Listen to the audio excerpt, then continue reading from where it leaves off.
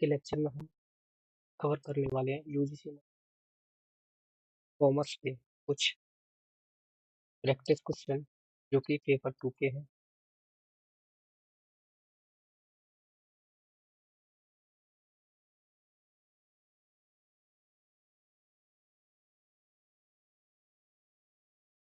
Start करते हैं आज की क्लास का।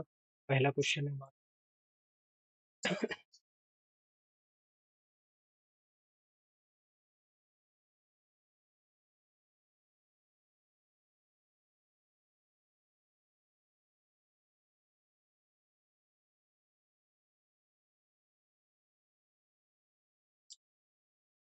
पहला क्वेश्चन है कि which of the following concept assume that a business enterprise will not be liquidated or scaled down significantly in the near future। ठीक है, इसका मतलब क्या है कि क्वेश्चन हमसे ये कहता है कि बिजनेस एंटरप्राइजेस कभी भी लिक्विडेट नहीं होगी, ना ही कभी बंद होती। ये कंसेप्ट किस पे बेस है? तो ये कंसेप्ट जो होता है हमारा वो है गोइंग कंसर्न कंसेप्ट। ठीक है, ये कंसेप्ट कहता है कि बिजनेस कभी भी जो वो डिसकंटिन्यू नहीं होगा, मतलब कि बिजनेस हमारा लॉन्ग टर्म तक चलता रहता है, ऐसा हम इसमें एज्यूम करके चलते हैं। ठीक है, नेक्स्ट क्वेश्चन है कि in the context of marketing mix, marketing के 4 पी थे, इसमें हमसे पूछा गया कि विच P is concern with the distribution channel and logistic, यानी कि कौन सा ऐसा चैनल है इसमें से जो कि डिस्ट्रीब्यूशन और लॉजिस्टिक से रिलेट करता है। तो जो हमारा प्लेस है ना, वो हमारा डिस्ट्रीब्यूशन और लॉजिस्टिक से जो वो रिलेट करता है। क्वेश्चन थर्ड है which institute is responsible for calculating the GDP in India. ठीक है, कि ऐसी कौन सी इंस्टीट्यूशन है इसमें से जो कि जीडीपी को कैलकुलेट करने के लिए रेस्पॉन्सिबल होती है? तो वो होती है national statistical office. Next question है in human resource management, human resource management 360 degree feedback primarily refers to, यानी कि जहाँ पर 360 डिग्री का फीडबैक कहीं ना कहीं हम करते हैं किसी भी ऑर्गेनाइजेशन के अंदर, तो उसका मतलब क्या होता है? तो feedback for multiple sources including peer, subordinate and supervisor and self, यानी कि यहाँ पर हम एक मल्टीपल फैक्टर्स को जो है इंक्लूड करके चलते हैं। ठीक है, मल्टीपल फैक्टर्स को इंक्लूड करके चलते हैं हम, उसको कहते हैं हम 360 डिग्री अप्रेजल एक तरीके से, या फिर कहें हम तो फीडबैक। ठीक है, उसके बाद है next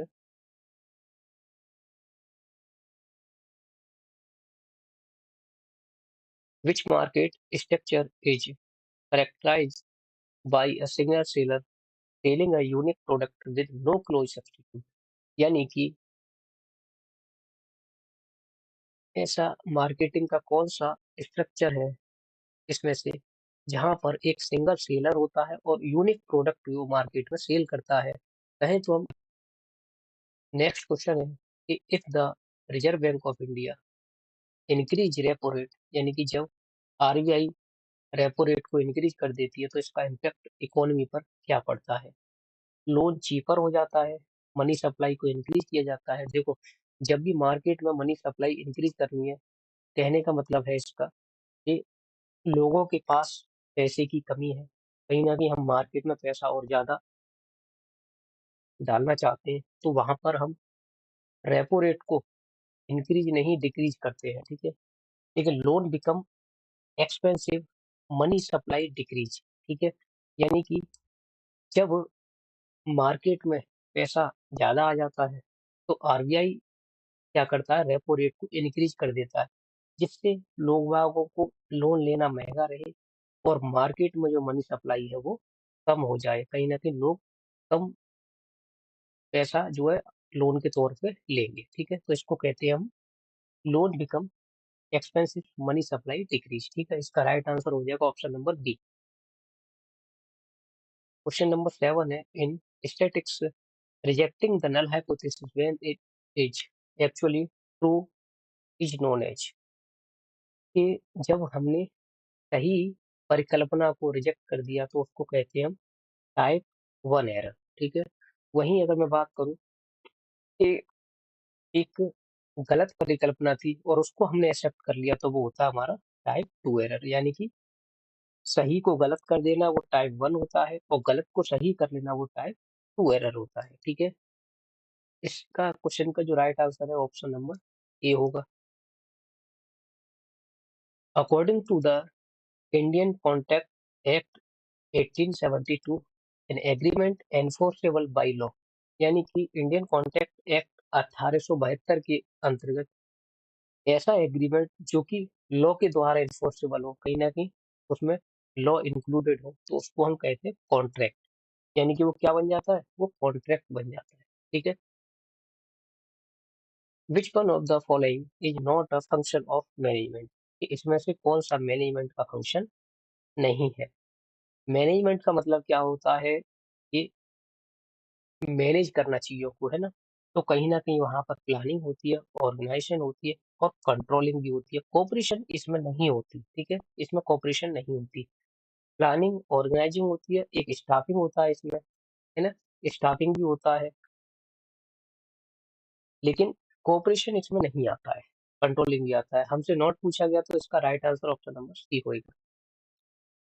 income tax in India is charge on, जो भारत में इनकम टैक्स लगाया जाता है वो किस पर लगाया जाता है? तो वो लगाया जाता है टोटल इनकम पर, नेट टैक्सेबल इनकम जो व्यक्ति की होती है, ठीक है?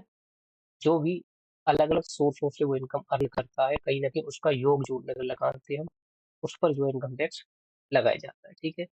यही थे आज के 10 क्वेश्चन।